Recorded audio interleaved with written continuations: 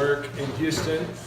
Typically, it's something like this. You guys will get to hear from the Honorable Raymond Vaughn. But as we all know, they're learning how to be parents right now, and it's fun to watch. You should ask him about the diaper challenge we put him through to make sure he knew how to change diapers from an L1 to L5 level. And, no, but God really is doing some amazing things across Houston. Our team specifically focused on the southeast side, but we're definitely overlapped in a lot of things across the city. So we're going to do our best to represent what's going on across the city, not just in our specific part of the city. But we did a gospel conversation training, 2 weeks ago, and a friend of mine, Travis, was there helping to train, and he went out with an older gentleman who's a pastor of a church, and they're going into this neighborhood, pretty wealthy neighborhood. They knock on this door. This older teenage guy answers the door, and Travis begins to pray for him, share the gospel with him, and the guy said, he asked him where he is, and the guy says, I met you 1.5 years ago in the mall, and you shared the exact same thing with me. And I told you I wasn't ready to receive that. I wasn't open to it, and it has almost haunted me since that day. Wow. And 2 days ago, I was at my end, and I asked God, I don't know what to do. Please send someone to me to help me. And then you come to my door. I just open with that story to tell you that we're seeing God start to answer a long time of prayer and some frustrations and things like that across the city. But other things, even in that vein, there's a 1-year-old believer named Chester who in the last 2 months has led 9 people to faith. He's baptized 7 of them. Actually, I think he's baptized 4, and the guy he's discipling has baptized 3. 15 are gathering with them on every weekend and really being church together. I just heard from Chris that they're starting to give already regularly. They're like a 2-month-old church, maybe a month and a half. But really from the harvest and what God is doing there. There's a guy, JV, in a different part of Houston, who Roger and others are training, and JV is just catching vision left and right.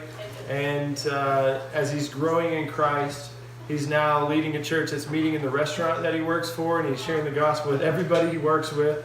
His boss has given him permission to do that. He's training his parents. His parents are really trying to see multiplication happen, but just newer believers really trying to go after it. Guy Caskey, which some of you may know, he's been really running after movements for a long time, and he's a gift to us in the city of Houston. He was just reporting to us, our city leaders meeting, about 3 weeks ago, that he had a meeting that morning with what's going on in one of the prison units there in Houston, and they reported and literally tracked out on GenMap for the first time between 20 and 25 churches in this prison unit. And just seeing God do some amazing work there. Woods Edge Church, which some of you have had connection with as well on the north side of Houston. There's a network emerging through them, and they're really going after church. They're giving these people freedom to say, yes, it can be church as you meet in your homes and things like that. There's a pastor on the southeast side. His name is Brad Hines. He pastors Living Word Church. He started this church 10 years ago. And Brad, they had this spike in growth through the years, and then they had someone prophesy something over their church. And like, okay, we'll see. But this prophecy was that, yes, at the end of this spike, there's going to be a massive decline and then exponential growth. And they saw that massive decline come to the point where they couldn't pay their bills, and they were really struggling. And on the backside, where the Lord began to work to pull them out of that, Chris met Brad, and he's been working with them, with Brad, and now for the past 6 months or so. And the Lord is doing some amazing, incredible work through them. On Easter of this year, they baptized 15 people. All of last year, they baptized 14 people. And the Word is just doing this and introducing us and others to people that we could never do it. Lonnie's another guy that he's leading this small road church planting network. He just got put in this positional leadership 2 or 3 months ago. And one of our guys was in Panera Bread with his wife, overheard someone talking about Jesus. God said interrupt their conversation, so they did.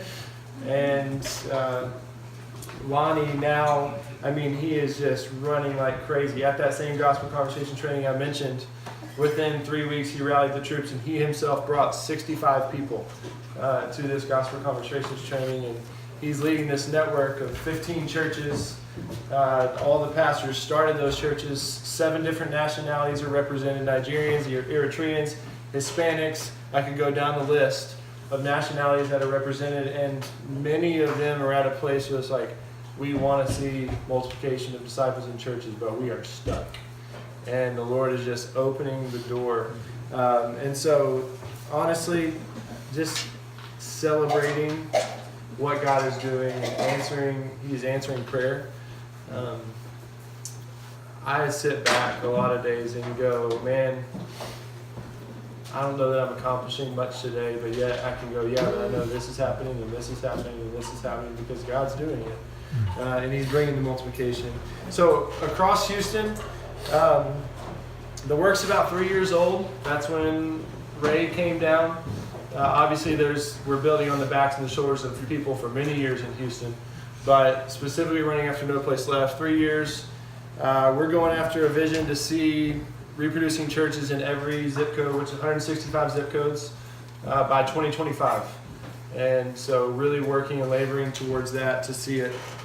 So there's 3 probably core networks that have been running after that. So you got Guy Caskey, who I mentioned. He's on the west side, but also across Houston, working with the underserved and the under-resourced across the city. You've got a network through Ray and Sarah and Roger and those guys. You've got our network on the southeast side, and God doing that. But then now this prison network that we're learning more and more and more of is really just starting to blow up.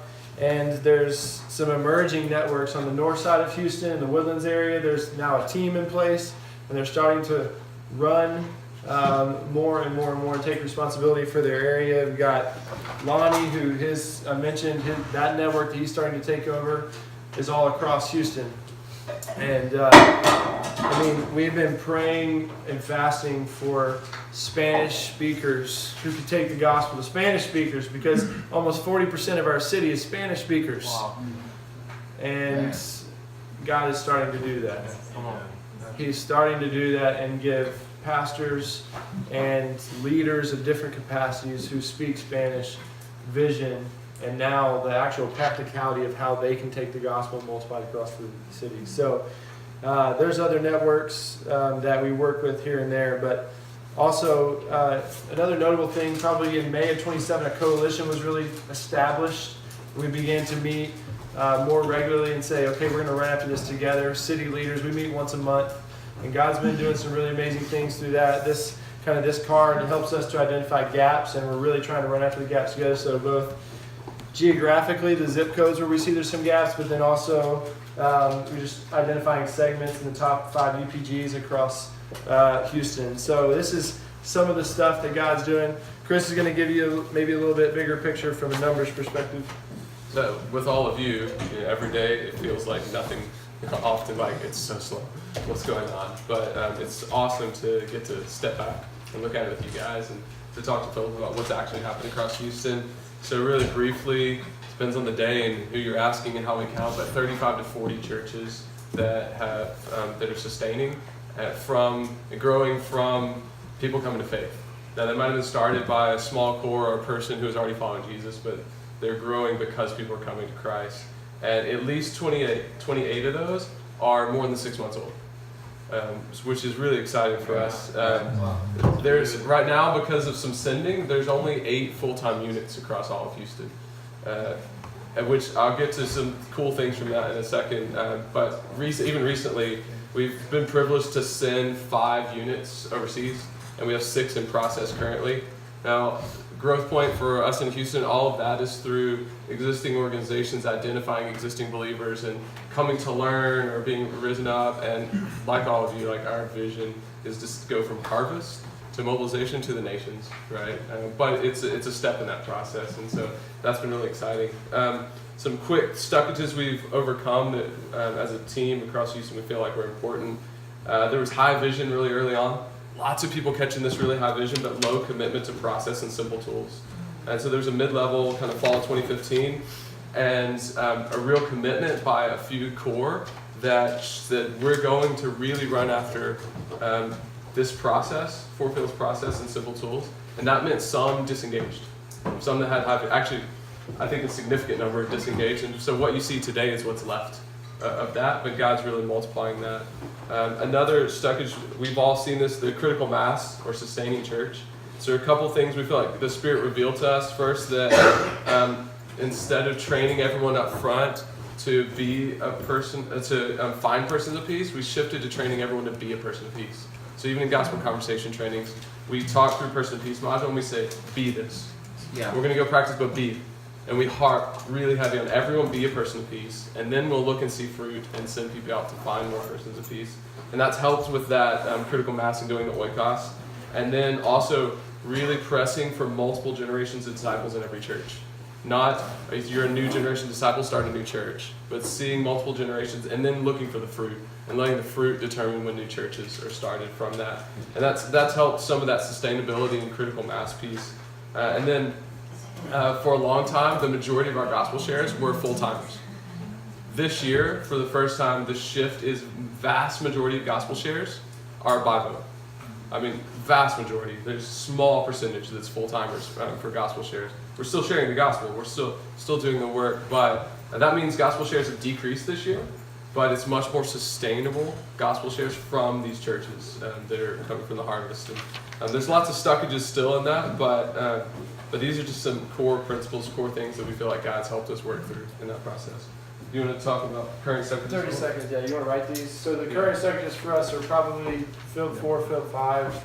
So sustained Gen 3 church, and which tells us we've got some leadership development issues and really helping raise up both apostolic workers, leaders, and shepherds and teachers. So that's a big one for us. And then also, we think a stockage across Houston is giving from a standpoint of actual sacrificial beyond meeting the needs of each other within the churches. That's happening. We praise God for that.